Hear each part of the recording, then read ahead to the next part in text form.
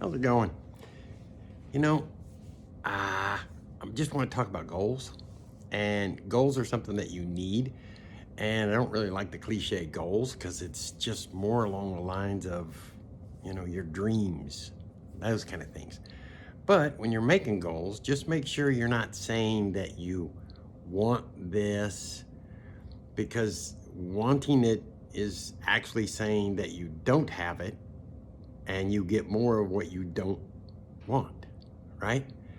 Uh, this whole law of attraction thing does work, but it takes work to get it to work. They don't tell you any of that. So when you make that goal, you want to make the goal as if you've already got it. And you read that and it lodges into your brain.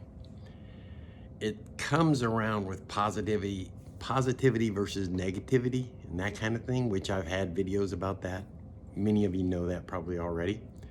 So just remember, when you're doing your goals, do them so you're already achieved those goals. Later, guys. Bye.